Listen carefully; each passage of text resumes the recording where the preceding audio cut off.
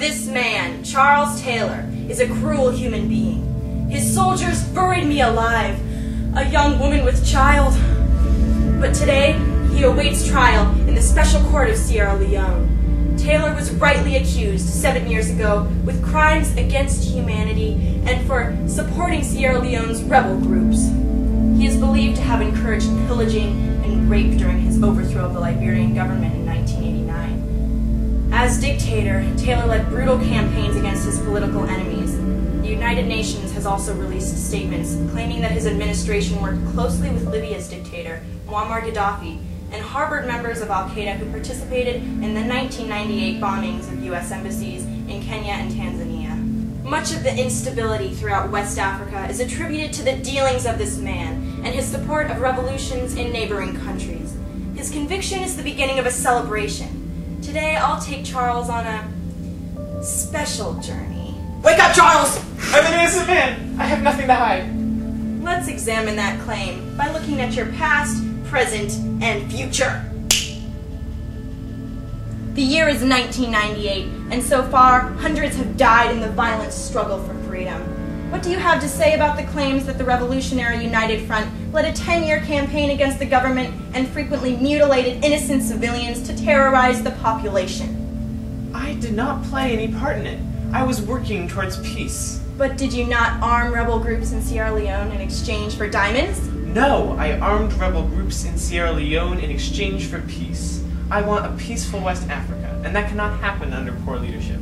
Civil war must be used as a tool to establish stable regimes. So you believe that your overthrow of Samuel Doe in 1989 in Liberia resulted in a stable system where over 75% of the population was unemployed, where ethnic tension led to execution, and where money laundering was a common and even acceptable practice? I shall not answer to such blatant criticism. The people elected me in 1997, and everything I've done is their will.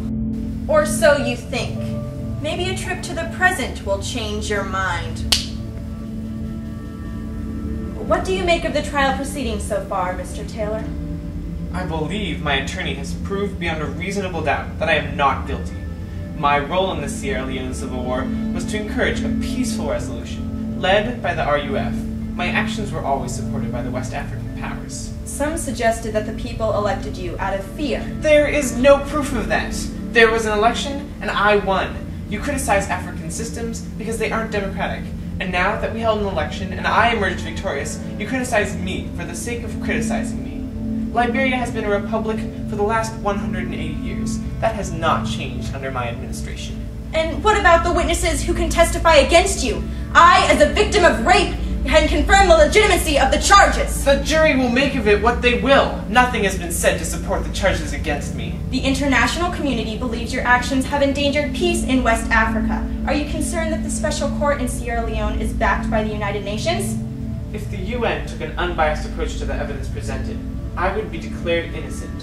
I have done nothing wrong and cannot be blamed for death and destruction that results from war. My only fear is that the jury was set against me from the beginning. Well, we'll see what the future holds for you.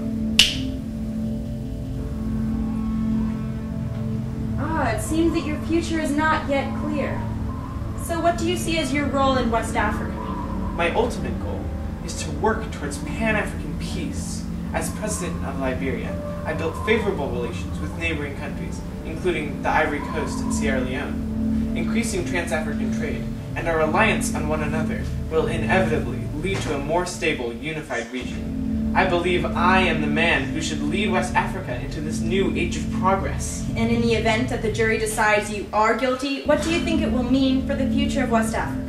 West Africans are hungry for strong leadership and unity. In the event that I am unable to return, I believe Liberia and its neighboring states will degenerate into chaos. I am the only one who can bring peace to West Africa. I am so tired of this. Obviously, you are incapable of seeing the inhumanity of your actions. We'll see if the jury will recognize your terrible deeds. Only time will tell.